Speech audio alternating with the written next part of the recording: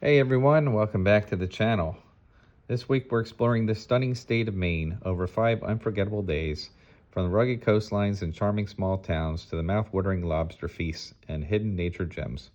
Whether you're a foodie, an outdoor adventurer, or just love that classic New England vibe, Maine has something incredible waiting for you. So buckle up, hit that subscribe button, please do us a solid, and subscribe to our channel, and then let's dive into an epic 5-day adventure in the Pine Tree State. There's something about the coast of Maine that slows time down. And here at our first stop, Old Orchard Beach, it feels like the summer lives forever. This place has been drawing people to its shores for over 150 years. What began as a quiet stretch of sand became one of New England's most iconic beach destinations. By the late 1800s, trains brought vacationers from cities like Boston and Montreal straight to the water's edge. They came for the sea breeze, the boardwalk, and the promise of escape. The first pier was built in 1898, nearly 1,800 feet long. It had a casino, a ballroom, even a small amusement park at the end. Though storms have reshaped it many times, the spirit of that original pier still stands today. 7 miles of sand stretch across this coastline, where the Atlantic meets laughter and past meets the present. You can feel the history in every corner, from the carousel spinning at Palace Playland to the weathered wooden boards beneath your feet. And yet, Old Orchard Beach never feels old. It just feels timeless. You can taste the nostalgia, crisp, warm, sweet, and salty. Fried dough, saltwater taffy, a lobster roll eaten under the sun. It's comfort food for the soul. Whether you're here for the waves, the rides, or the quiet moments at sunset, you'll find it here at Old Orchard Beach. A place where memories are made and history still hums in the background. And when you leave, you take a little piece of it with you. And just a half hour north of Old Orchard Beach, the story continues in Portland, Maine, Maine's largest city, rich with culture, creativity, and coastal charm. Portland blends the working waterfront with cobblestone streets, local shops, and world-class dining. You can spend your morning exploring the old port, grab a lobster roll from the Dockside Shack, sip craft beer at one of dozens of breweries, or stroll through galleries and historic lighthouses. But to see Portland the way it was meant to be seen, you have to take to the water. The Portland Schooner Company offers a glimpse into Maine's maritime soul. Step aboard one of their historic wooden schooners, restored sailing vessels that echo back to the early 20th century, and set out on a sunset cruise through Casco Bay. At $75 a piece, you can bring your own food and drink and enjoy the sails as they catch the wind and the city fades into silhouette. The hum of traffic is replaced by the creak of timber and the splash of waves. Along the way, you will spot lighthouses standing guard on distant islands, including Bug Light and the Portland Head Light.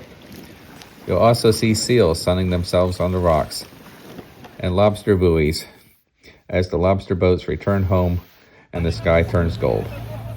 The cruise is quiet, calm, and timeless. There's little narration, just the rhythm of the sea and the changing colors of the sky.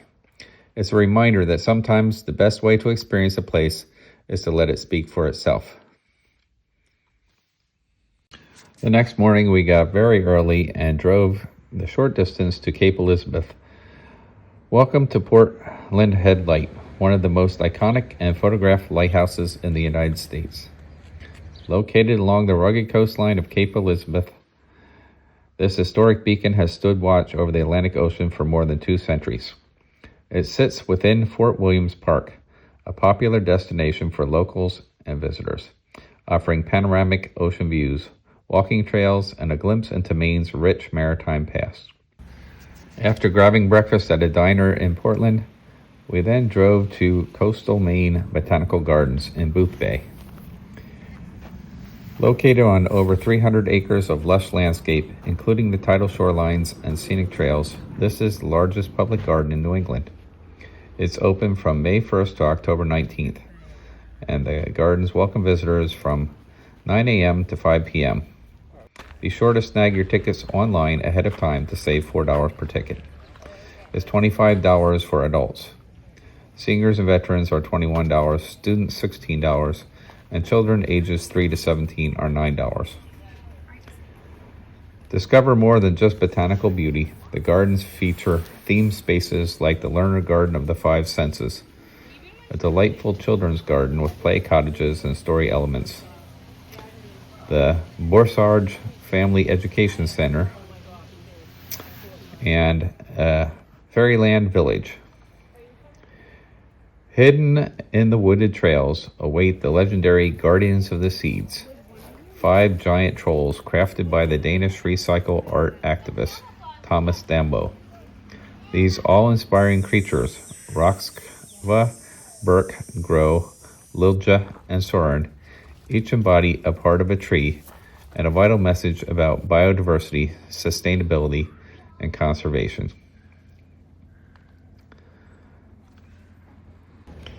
We spent the afternoon in Camden, Maine. Camden is a great place. We've stayed here before and went to Camden Hill State Park, a hiker's paradise with over 30 miles of trails winding through the forested ridges. You can also drive up Mount Batty, offering breathtaking views of Camden Harbor, Casco Bay, and the surrounding coastline. However, today we spent most of our time on Lake Meguniticook, a peaceful, crystal-clear lake perfect for paddling, fishing, and swimming. If you're looking for a place to take a quiet swim, Bartlett Cove is a local favorite. It has a roped-off area where it's nice and shallow and you can stand the entire distance. There's also a diving platform out there. Its calm, refreshing waters and scenic shoreline make it an ideal spot to cool off on a summer day. We drove just up the road to the boat launch and took out our paddleboard, inflated it, and used it as a kayak going around Lake Meguniticook and having a great afternoon just cooling off on a beautiful summer day. Then we spent the evening in Camden Harbor. Had a nice dinner there. You can watch the windjammer set sail, explore the shops and cafes along the waterfront, or just soak in the charm of this classic New England town. We boondocked on a hillside parking lot just behind the fire company at this I-Overlander address. Nice quiet evening, nobody bothered us. And we could wake up and have a nice breakfast and use the bathrooms in town before starting our next day. The next morning, we drove 3 hours north to one of the best-kept secrets of Maine, the Cutler Coast Public Reserve Land, tucked away on the bold and untamed downeast coast. This remote stretch of wilderness offers 12,000 acres of pristine forest, peat bogs, and dramatic cliffs that plunge into the Atlantic Ocean. It's a landscape that feels untouched, wild, raw, and deeply peaceful. You can backpack and camp overnight here, or you can take the Coastal Trail Loop, a rugged 10-mile hike that rewards your effort with sweeping views of rocky headlands, crashing surf, and endless ocean. Along the way, you'll find primitive campsites perched right above the cliffs, some of the most scenic backcountry camping spots in all of New England. There are many trails, and you can take shorter trails as well. We did a 3-mile loop. This is a place where you can disconnect. There's no cell service, no crowds, less tourists than Acadia National Park, just the sound of seabirds, the scent of spruce, and the rhythm of the tides. The Cutler Coast reminds you that Maine isn't just vacation land. It's a true wilderness at the edge of the world. After boondocking overnight in the Walmart parking lot in Ellsworth, Maine, we then drove into Acadia National Park, the crown jewel of the Maine coast, where granite peaks rise above the rugged shoreline and the Atlantic meets the wild forests of Mount Desert Island. To enter the park, you'll need a pass, $20 per person or $35 per vehicle, good for 7 days. One of the best ways to explore is to drive the Park Loop Road, a 27-mile scenic drive that winds past rocky beaches, forests, and dramatic cliffs. Be sure to stop at Sand Beach, Thunder Hole, and the summit of Cadillac Mountain, the highest point on the eastern seaboard. For a quieter adventure, head to the carriage roads, over 45 miles of crushed stone paths built by John D. Rockefeller. Perfect for biking, walking, or horseback riding. These tree-lined trails take you deep into the park's interior, past stone bridges and mountain vistas. You'll also want to take a break at the historic Jordan Pond House, where you can enjoy popovers and tea on the lawn with a stunning view of the Bubbles, 2 iconic rounded peaks across the water.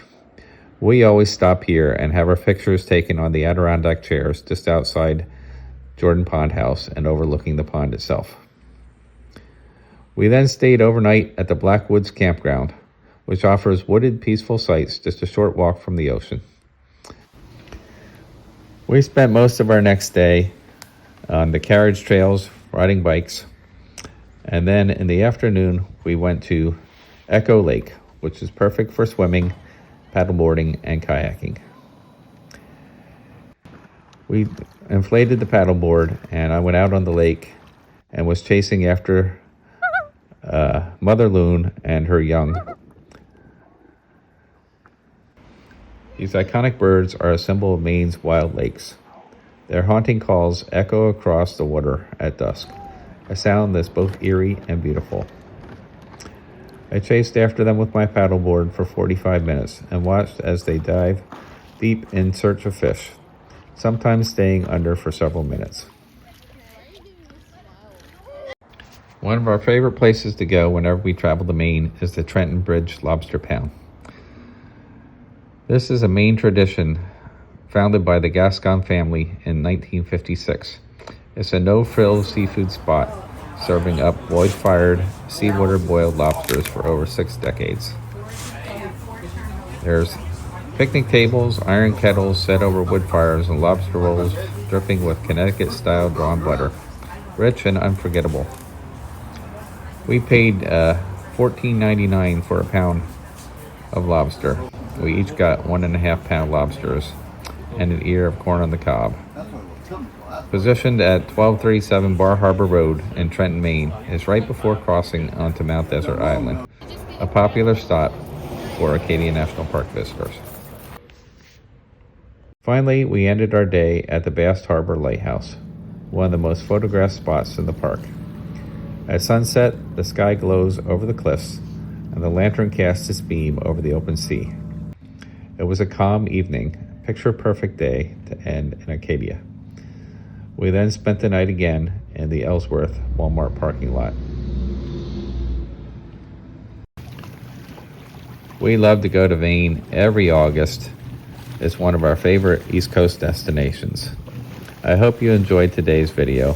If you liked it, please click like and subscribe, comment below, and also check out our Coastal Maine video linked above.